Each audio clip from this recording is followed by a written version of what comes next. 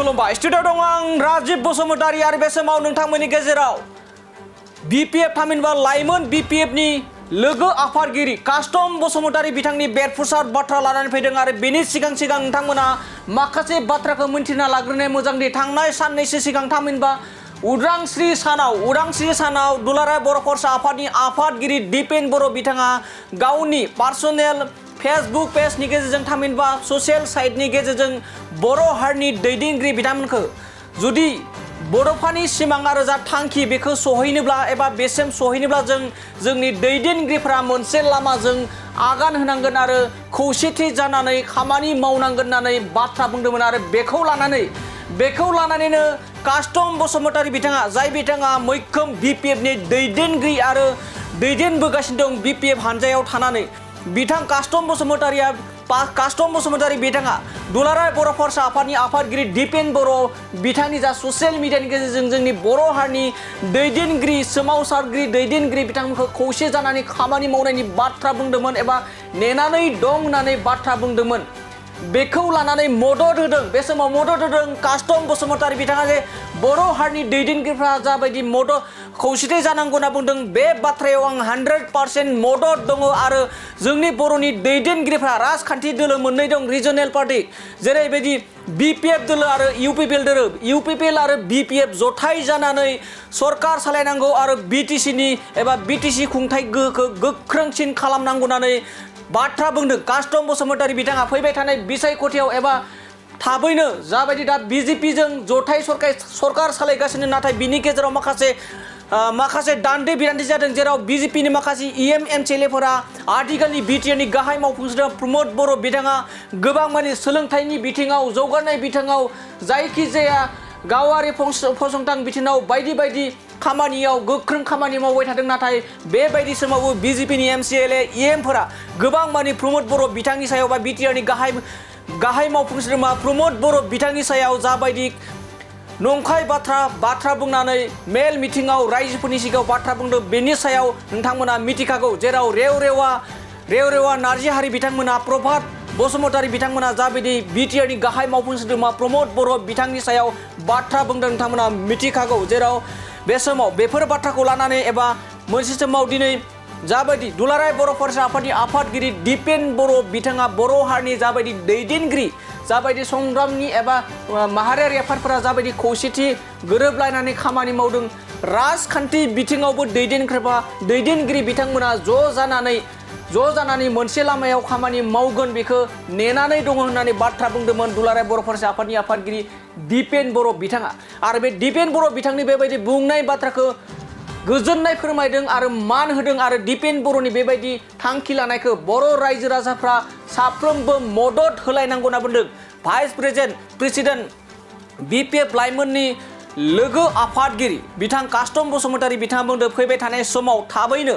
UPPL आरो BPF जथाय एबा सीटफोरखौ एबा बियाबफोरखौ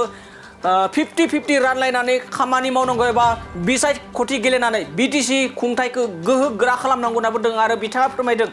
रिजनेल पार्टिफोरा ज' जानानै बीटीसीखौ गोहो गोरा खालामनानै बीटीसीनि जौगानाय लाइमोनफोरनि जौगानाय साख्रि बाख्रिनि खामानि जायबादि खामानि मावनांगौ बेखौ खौसेथि जानानैसो खामानि मावनो हागोन होननानै बाथ्रा बुंदों कास्टम बसुमतारी बिथाङा बे समाव फिन फोरमायबावदि दिपेन बर' बिथाङा बर' हारिनि दैदेनगिरिखौ खौसे जानांगौ बाथ्राखौ कास्टम बसुमतारी बिथाङा गोग्गानाय फोरमायदों आरो बिथांनि बेफोरबायदि बाथ्राखौ मदद होनो थाखाय रायजो राजाफोरखौ खावलायनायखौ बे समाव नुना लोगोसे दिपेन बर' बिथांनि बेबायदि साननायखौ जों बर' हारिया बा बर' हारिनि दैदेनगिरिफ्रा मदद होलायनांगौ आरो बेबायदिनो दिपेन बर' बिथां बुंनाय बायदिनो बर' हारिनि दैदेनगिरिफ्रा मदद होलायनानै खामानि मावनांगौ एबा खौसे जानानै बिसायख'थि गेलेनानै 50 जौखोन्दो रानलायलायनानै यूपीपीएल बीपीएफआ जथाय जानानै सरकार सालायनांगौ आरो गोहो गोरासिन खालामनांगौ होननानै बाथ्रा बुंदों कास्टम बसुमतारी बिथाङा थारैनो बे समाव बुंनांगोन दिनैनि समाव बुंनांगोन दुलाराय बर' फरायसा आफादनि आफादगिरि दिपेन बर' आरो लोगोसे बिटिआर हाग्रा बिफाननि मावफुं सोद्रोमा रनजित बसुमतारी बिथाङाबो एबा बिथांनि फेसबुक पेजनि गेजेरजों एबा फेसबुक पेजनि गेजेरजों गावनि साइटनि गेजेरजों जाबायदि बाथ्रा बुंदों बर' हारिनि जा खौसेथि बे खौसेथिया लाथा खानाय बरफ बायदि एबा रावबो सोखानो हायै मोनसे गोख्रों खौसेथि बेखौदि रावबो सोखावनो हाया बे बाथ्राखौ बुंदों जेराव खौसेथिनि बाथ्रा बेयाव बिटिआरनि हाग्रा बिफाननि मावफुं सोद्रोमा रनजित बसुमतारी बिथांनि बे फेसबुक पस्टआवबो हमदांनो हायोदि थारैनो बर' हारिनि दैदेनगिरिफ्रा खौसे जानांगौ बेखौबो हास्थायनाय बिथांनि बे पस्टआव हमनो हायो एबा हमदांनो हायो। दानिया फैदो बिदिब्ला कास्टम बसुमतारी बिथाङा आथिखालनि दुलाराय बर' फरायसा आफादनि आफादगिरि दिपेन बर' बिथाङा जे जाबायदि बर' हारिनि दैदेनगिरिफोरखौ राजखान्थि बिथिङावबो खौसे जाजानो लुबैनाय एबा नेना थानाय बाथ्रा बुंदों बेनि सायाव कास्टम बसुमतारी बिथाङा माबायदिहै मदद होदों आरो बिथांनि बेबायदि बुंनायजों लोगोसे राजखान्थिनि दैदेनगिरि हाग्रामा महिलारि आरो आथिखालनि बिटिआरनि गाहाय मावफुं सोद्रोमा प्रमद बर' बिथांजों सानैजों मोनसे सियाराव जिरायलायनानै मोनसे टेबोलाव जिरायलायनानै एबा जिरायनानै सावरायनायखौ लुबैदों। प्रमद बर' आथिखालनि बिटिआरनि गाहाय मावफुं सोद्रोमा प्रमद बर' आरो बारग' सिएम हाग्रामा महिलारि बिथांजों सानैजों मोनसे टेबोलाव जिरायनानै सावरायलायनाय बर' हारिनि बाथ्राखौ सावरायलायनाय बा बिटिसिखौ फोथांना लाखिनो एबा गोख्रों खालामनो थाखाय सानैजों मोनसे टेबोलाव जिरायनायखौ हास्थायो होननानै माबायदि कास्टम बसुमतारी बिथाङा बाथ्रा बुंदों जों बिथांनिफ्राय आबुङै मिथिना लानि। दुलाराय बर' फरायसा आफादनि आफादगिरि दिपेन बर' आदाया दाखालि उदांस्रि सानाव गावनि फेसबुक पेजाव मोनसे फोसावदों जे बिटिसिनि रिजनेल पलिटिकेल पार्टिफ्रा आरो मोनसे समाव संग्राम खालामनाय लिडारफ्रा ज' फैनो नांगौ होननानै। दा बिथांनि बे लिरनायखौ आङो कास्टम बसुमतारी जानानै बरायो आरो साबायखर बावो आरो जोङो सारा बर' माहारिया बेखौनो जों लुबैयो जे बर'फ्रा खौसे जानो नांगौ होननानै। दा ओंखायनो आङो मानाव गेदेर दिपेन बर'नि जि लिरनाय बेखौ आङो बरायो आरो जों साफ्रोमबो सरासनस्रा जाय बिटिसिनि नोगोरारिफोर बर'फोर बर'नि मेलेमजिबि बर'नि रायजो राजा बर'नि साफ्रोमबो फरायसाफ्रा रिजनेल पलिटिकेल पार्टिया स्ट्रं जानो नांगौ आरो बर'फ्रा ज' जानो नांगौ बेखौ जों साफ्रोमबो लुबैयो। दा ओंखायनो बे बिथांनि लिरनायखौ आङो पार्सनेलि कास्टम बसुमतारी जानानै मोजां मोनदों आरो बर' रायजो राजा लुबैनाय बादि आंबो कास्टम बसुमतारी हिसाबै बर'नि रिजनेल पार्टिखौ ज' जाजानायखौ आं लुबैयो। दा जोंहा बिटिसि सरकारा हेल्दि सरकार नङा ओंखायनो स्ट्रंलि खामानि मावनो हायाखै रायजो राजानि खामानि मावनो हायाखै। दा ओंखायनो आङो दिपेन बर' आदानि जि लिरनाय बादिनो दा जि इउपिपिएल सरकार दङ जाय बिथांमोनहा गुबुन दोलोजों ज' जाना सरकार सालायदों बेखौ बिथांमोनहा नागारोब्लानो आरो थाबनो फ्रेश इलेक्सन जागोन आरो फ्रेश इलेक्सन जायोब्ला जोङो मोननै जिहेतु जोंहा रिजनेल पलिटिकेल पार्टि दङ बियो 50-50 समस्तिखौ रानलायनानै गेलेनो हायो। अब्लाना जुदि मोननै रिजनेल पार्टिजों 50-50 रानलायनानै गेलेयोब्ला बे पावारा जोंनि आखायावनो थागोन आरो बे ओनसोलनि रायजो राजा लुबैनाय बादि खामानि मावनो हागोन हेल्दि सरकार जागोन स्ट्रं सरकार जागोन दानि बादि लरग' थरग' सरकार जानाय नङा। बेखौ आं मानाव गेदेर दिपेन बर' आदा बिथांनिसिम मिजिंथिनाय थाबाय जे बिथाङा जेरैबादि लिरदों आरो बेबादिनो जाहाथे खामानि मावलांनानै आरो फैबाय थानाय इलेक्सनाव 50-50 गेलेनो थाखाय जों रल लानो नांगोन नङाबा जोङो आदा दिपेन बुंनाय बादिनो जालांगोन। दा ओंखायनो साफ्रोमबो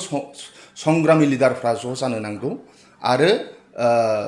बिटिसिखौ मोजां पावारफुल सरकार मोनसे जानो नांगौ आरो जुदि पावारफुल सरकार जायाब्ला बिनि लाइमोनफ्रा साख्रि बाख्रि मोननाय नङा बिनि कन्ट्रेक्टरफ्रा खामानि मोननाय नङा बेयाव मोजां डेभेलपमेन्ट जानाय नङा बाव गुबुन थार्ड मानसियासो बाव थार्ड माबायासो बाव सब माबाखौ लाजोबगोन। ओंखायनो इउपिपिएलखौ दुलाराय बर' फरायसा आफाद आदा दिपेनाव बिराद मा होनो सोनारबाय जुदि बिथांमोनहा आदा दिपेन बर' बुंनाय बादिनो बिथांमोनहा जुदि लुबैमारदोंब्ला आंनि पार्सनेल अपिनियन बे कास्टम बसुमतारी हिसाबै इउपिपिएलआ बैखौ गारनानै फै अब्लानो बाव फ्रेश इलेक्सन जागोन अब्ला जोङो 50-50 रानलायनानै गेलेनो हागोन अब्लाना बाव रायजो राजा लुबैनाय आरो साफ्रोमबो बर' लुबैनाय बादि बाव जागोन आरो मोननै रिजनेल दला ज' जायोब्ला बर' रायजो राजानि मेगनाव मोदै गगोन आरो साफ्रोमबो सेंग्रा सिख्ला माहाजोन दुखिया मोनफ्रोमबो थाखोनि रायजो राजा बेखौनो लुबैयो मोननै रिजनेल पार्टिया ज' जानांगौ होननानै।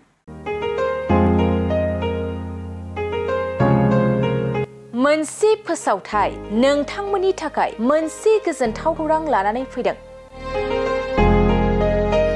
अदालगुरि जिल्लानि सिङाव थानाय डिमाकुसि बरंगाजुलिनि पिपल हलियाव लानानै फैदों नोंथांमोननो लेब्रा मुंनि गंसे गोदान रिजर्ट। नोंथांमोना बे लेब्रा मुंनि गंसे गोदान रिजर्टखौ तामुलपुर रडनिफ्राय फैब्ला सुख्लाय ब्रिजनि आगदा आरो अदालगुरि रडनिफ्राय फैब्ला सुख्लाय ब्रिजनि सिगाङाव आगसिथिंजाय मोननो हागोन। लेब्रा मुंनि गंसे गोदान रिजर्टआ नोंथांमोननो गोसोबायदि सुबिदा खालामनानै होनाय जादों। नोंथांमोना बे लेब्रा रिजर्टआव बर'नि गासै जाग्रा जामुंखौनो मोननो हानायजों लोगोसे बेवहाय नोंथांनि सुबिदा बायदि अर्डार खालामनानै जानो हागोन। जुदि नोंथांमोना तामुलपुरनिफ्राय अदालगुरिसिम थांनाय समाव ओंखामजों लोगोसे बायदिसिना जालांनो गोसो दंब्ला नैबे 8638879656 जानबुं नम्बराव कल खालामनानै सिगांग्रो अर्डार खालामहरनो हागोन।